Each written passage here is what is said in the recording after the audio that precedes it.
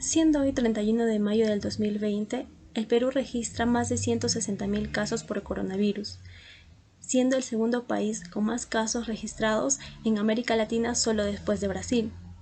Asimismo, se formula que probablemente existen 4 razones por las cuales las medidas de confinamiento, cuarentena y distanciamiento social no tuvieron los resultados que se esperaban. Y esto gracias al alto grado de informalidad que tiene nuestro país. Las principales razones son, en primer lugar, el alto número de test que se realizan día a día.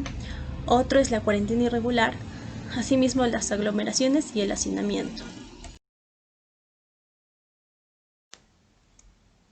Se dice que la desigualdad es el problema fundamental de la sociedad y que se debería de aplicar políticas públicas para poder reducirla, aunque tengamos en el proceso que perder eficiencia. Los bonos son una ayuda para las poblaciones más vulnerables. El problema está en cómo se eligen a los beneficiarios, cómo garantizar que estos no se expondrán al virus saliendo a las calles a reclamar el auxilio y de dónde sale el dinero para financiarlos. Los expertos consideran que el bono es una medida pertinente. Es importante porque para muchos de ellos la capacidad de generación de ingresos se ha parado de golpe, señala Hugo Ñoc. Existen 2 problemas fundamentales para la desigualdad e ineficiencia en este sentido. El primero es la dificultad de identificar a los trabajadores informales. Se sabe que en el Perú alrededor del 70% de la PEA son trabajadores informales, por lo que es muy complicado hacer llegar el bono a aquellas personas que más lo necesitan, las clases subalternas, y probablemente en el camino lo reciban aquellas personas que no viven del día a día. Asimismo, en segundo lugar, el bono solo beneficia a la población más vulnerable. Al comienzo de la pandemia ya se podía constatar que el Perú presentaba mucha desigualdad e ineficiencia al momento de redistribuir la renta. El gobierno peruano entregó solo bonos a los pobres e informales, pero ¿qué pasa con aquella población que no es pobre y que gracias a esta crisis mundial puede caer en ella? Por ejemplo, un transportista que gracias a la cuarentena no ha podido trabajar. El economista Jeffrey Sachs menciona que esta pandemia es extraordinariamente grande, va a empujar a cientos de millones de personas a la pobreza y que el objetivo del desarrollo del milenio de eliminar la pobreza extrema global hacia el 2030 que el impulsado está perdido. En primer lugar, definamos el excedente del consumidor, que es la diferencia entre lo que una persona está dispuesta a pagar y lo que realmente te cuesta en el mercado. Teniendo en mente ello, en la coyuntura actual podemos encontrar excedente del consumidor en los siguientes ejemplos. En primer lugar, los precios de los terrenos para vivienda. Los precios de los terrenos destinados a la construcción de viviendas bajarían entre un 10 a 20% en los próximos 3 a 6 meses, estimó la Asociación de Empresas Inmobiliarias del Perú, ACI. En el contexto actual, los propietarios de los terrenos prefieren tener mayor liquidez y ante la poca demanda los precios caen, colocando así sus propiedades en el mercado a menor precio. Asimismo, de acuerdo a la ACI, las tasas de interés de los créditos hipotecarios continuarían su tendencia a la baja este año debido a la reciente reducción dispuesta por el Banco Central de Reserva. La propensión de las tasas de interés hipotecario a la baja serán un buen momento para la recuperación del sector inmobiliario y también para los consumidores que desean invertir en un inmueble. El gobierno peruano, en medio de la crisis, ha anunciado medidas para incentivar la compra de inmuebles, como un posible aumento de bono en el programa de Fondo Mi Vivienda o reducir la exigencia de la cuota inicial con pago de hipotecas a plazos más largos, señala la gestión.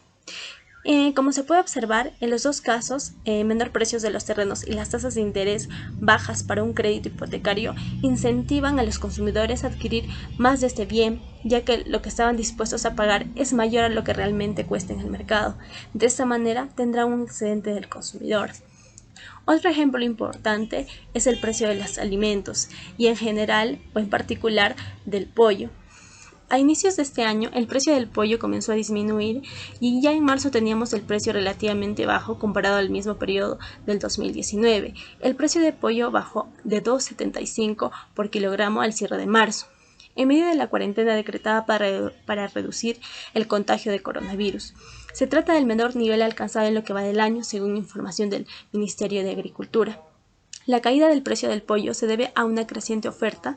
Tras decretarse la cuarentena, se incrementó la demanda, por lo que las empresas avícolas sacaron su producción en respuesta y así se elevaron los precios, y a una menor demanda como consecuencia de las medidas de confinamiento y distanciamiento social que impedían que la gente se aglomerara en los mercados. Por lo tanto, entre los meses de marzo y abril y parte de mayo, los consumidores tenían un precio relativamente bajo del pollo. Esto les permitía comprar más de este bien o comprar otros bienes con su excedente. Otro ejemplo claro es el precio del gas. Mediante el decreto de urgencia número 007 de 2020, el Ministerio de Energía y Minas aprobó la exclusión del gas licuado de petróleo (GLP) y el diésel de la lista de productos que se encuentran afectos al Fondo de Estabilización de Precios de Combustible, con el fin de facilitar el traslado de la caída de los precios internacionales de esos productos en beneficio de los consumidores, señala Andina. El mencionado decreto toma medidas como la reducción del precio del gas.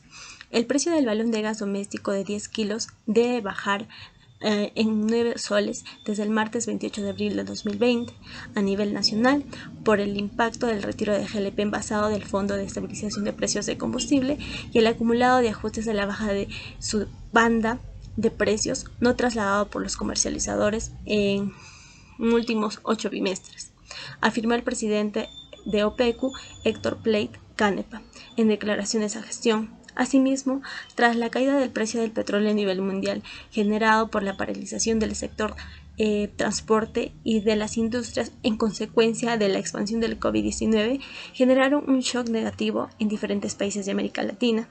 Todo ello beneficiaría al consumidor porque, si bien es cierto, algunos bienes y servicios son más costosos en medio de la pandemia, algunos bienes, por el contrario, son más económicos.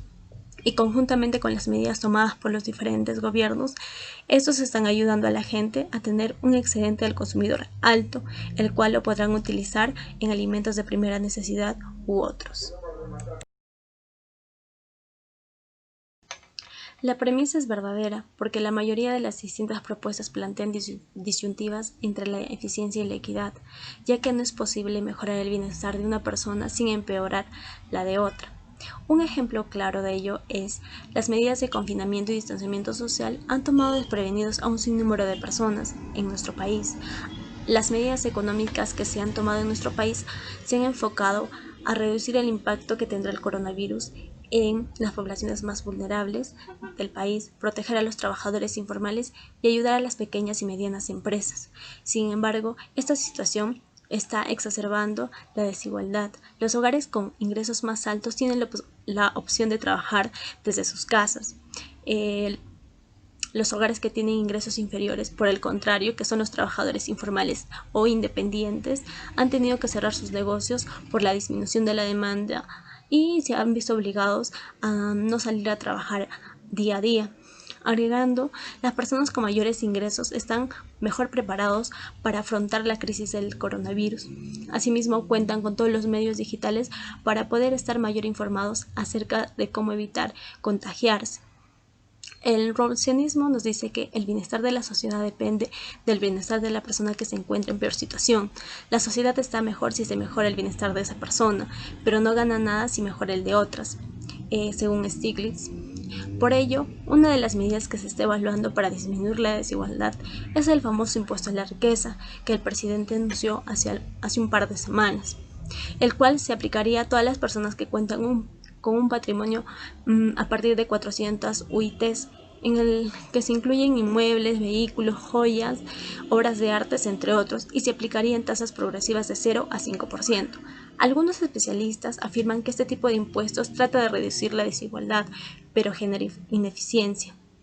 Los detractores de este tipo de medidas argumentan que un alza tributaria daña la inversión y la creación de empleos, haciendo más difícil la recuperación económica. También provocaría una fuga de capitales hacia países con menos impuestos, según lo señala la BBC. Las medidas de reactivación económica que se están adoptando según la etapa de reactivación económica que dispuso el gobierno son, en primer lugar, el programa Reactiva Perú por 30.000 millones de soles, El segundo lugar, el Fondo de Apoyo Empresarial MIPE por 800 millones y el acceso de empresa de factoring al Fondo Crecer. Para poder analizar las medidas de reactivación económica, primero haré una breve definición de los tres enfoques y seguidamente el análisis respectivo. El principio de la compensación.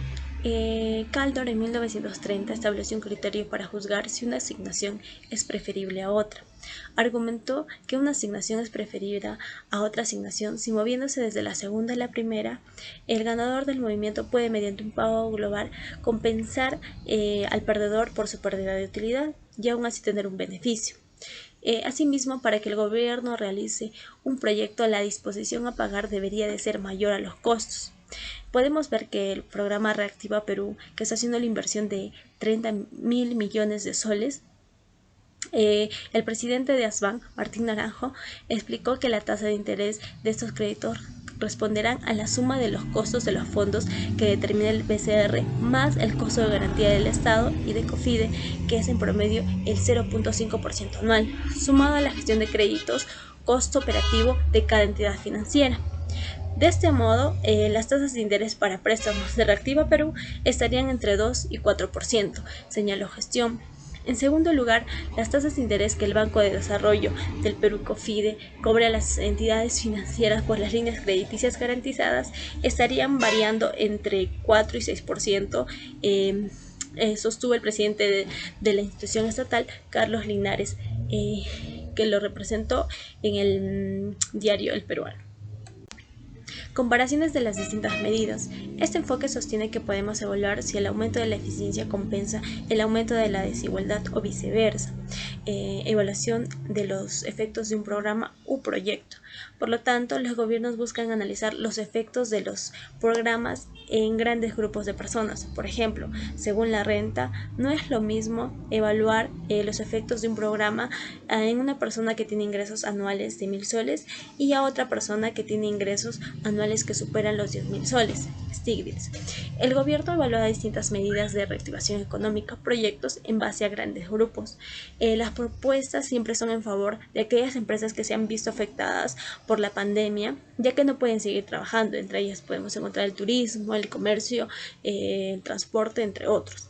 Por ejemplo, el programa Reactiva Perú está dirigido a empresas que a la fecha que soliciten el préstamo no deben de tener deudas tributarias en cobranza coactivas mayores a una UIT. O a lo que quiere decir lo mismo, 4.300 soles. El Fondo de Apoyo Empresarial califican solo las personas naturales o empresas que realicen actividades de producción, turismo, comercio y servicios conexos, con calificación de crediticia normal o con problemas potenciales en la central de riesgo de la SBS a febrero del 2020, lo señala COFIDE. Acceso de empresas de factoring al Fondo Crecer. Podrán acceder a aquellas empresas que no se encuentran en ningún régimen de intervención, disolución o liquidación o plan de saneamiento financiero o procedimiento concursal. El último enfoque es el enfoque de los beneficios netos ponderados. Para analizar este enfoque se toman en cuenta tres supuestos. Primero, que la utilidad marginal es decreciente, que la relación de la utilidad y la renta de diferentes personas siempre es la misma y a la sociedad le preocupa la utilidad total. Desde este punto de vista, un proyecto debería de realizarse siempre y cuando los beneficiarios netos son los pobres y los perdedores netos son las personas ricas. De esta manera se podría asignar ponderaciones para cada uno de los grupos y así resumir los efectos en una única cifra. En este caso, las tres medidas antes mencionadas están dirigidas únicamente a empresas formales, ya que los créditos son una ayuda para que puedan continuar con su cadena de pagos y de esa manera impedir un desempleo estructural en el país. Asimismo, la propuesta original del Banco Central era llegar con un crédito barato a miles de pequeñas y medianas empresas, pero el Poder Ejecutivo terminó dejando en manos de las entidades financieras el escrutinio de las empresas que sobrevivirán o no. De esta manera, el sistema financiero evaluará a cada una de las empresas para otorgar los créditos de los programas Reactiva Perú o el Fondo de Apoyo Empresarial, o las empresas de factoring que desean tomar créditos del Fondo Crecer.